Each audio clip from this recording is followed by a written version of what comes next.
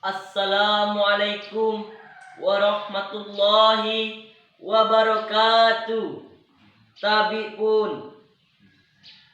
Alhamdulillahirabbil alamin. Wassalatu wassalamu ala sayyidina Muhammadin wa ala alihi washabihi ajmain. Amma ba'du. Yang saya hormati Dewan Juri yang arif dan bijaksana, dan yang saya hormati teman-teman hadirin senasib dan seperjuangan. Yang pertama-tama, mari kita panjatkan puji syukur kehadirat Allah Subhanahu wa taala yang telah menurunkan banyak nikmat pada kita, di antaranya nikmat sehat, nikmat Islam, dan nikmat kesempatan, sehingga kita bisa melakukan lomba online ini dalam rangka mensongsong Ramadan. Sholawat seiring salam tidak lupa kita curah limpahkan kepada panutan kita, suri teladan kita, Nabi besar Muhammad sallallahu alaihi wasallam, yang kita nantikan syafaatnya di yaumil kelak. Amin Allahumma amin. Hadirin yang berbahagia, dalam kesempatan ini saya akan menyampaikan pidato yang berjudul Keteladanan Akhlak Rasulullah sallallahu alaihi wasallam.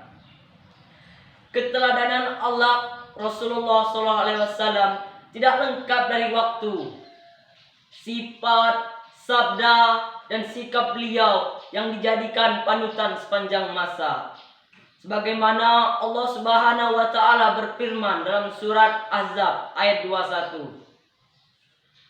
Laqad kana lakum fil rasuli aswatun hasanah. Telah bagi kamu sekalian di dalam diri Rasulullah terdapat suri teladan yang baik. Hadirin yang berbahagia, apa suri teladan dari Rasulullah? Mari dengarkan kisah keteladanan akhlak Rasulullah. Kisah ini diangkat dari sudut pasar Madinah Al-Munawwarah. Ada seorang pengemis yang suka menghardik dan menghina Rasulullah. Apabila ada orang yang mendekati Rasulullah, ia berkata, "Wahai orang saudara-saudara, jangan engkau dekati Muhammad. Ia pembohong, ia orang gila, ia penyihir. Apabila kalian dekati, dia akan mempengaruhi kalian." Hari demi hari ia menghardik Nabi Muhammad.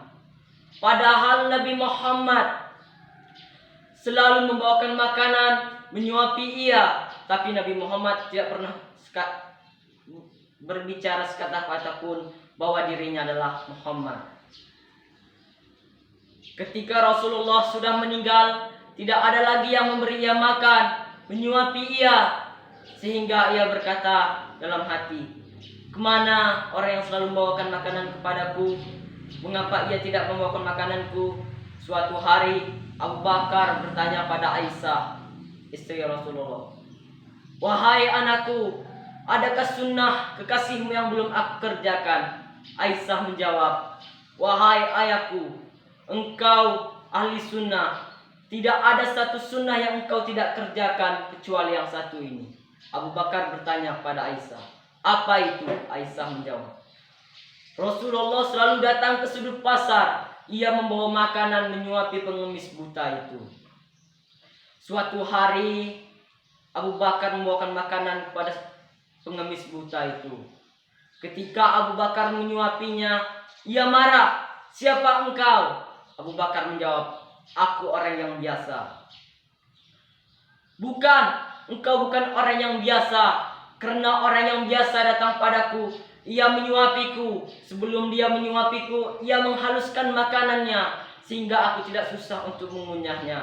Mendengar perkataan si pengemis buta itu, Abu Bakar menangis sambil berkata, "Aku memang bukan orang yang biasa. Aku sahabatnya. Beliau sudah meninggal. Beliau adalah Muhammad sallallahu alaihi wasallam." Mendengar perkataan Abu Bakar, pengemis itu menangis dan berkata, "Benarkah demikian? Aku selalu menghina, memfitnahnya. Dia tidak pernah membalas satu kali pun dengan aku. Dia membawakan aku makanan, menyuapi aku. Sungguh mulia beliau. Dari cerita itu, di hadapan Abu Bakar, ia mengucapkan 2 kalimat syahadat. Ashhadu an la ilaha illallah wa ashhadu anna Muhammad Rasulullah. Dari situlah si pengemis buta yang suka menghardik dan menghina Nabi Muhammad masuk Islam.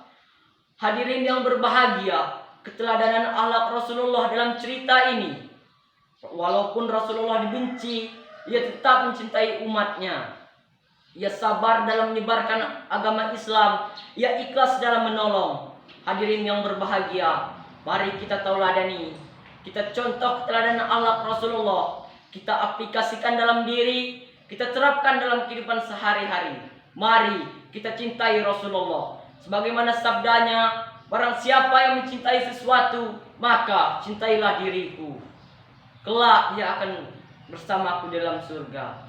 Hanya ini yang saya bisa sampaikan dalam pidato saya. Apabila ada salah kata, saya mohon maaf. Pada Allah saya mohon ampun. Saya akhiri. Wabillahi taufiq wal hidayah. Wassalamualaikum warahmatullahi wabarakatuh.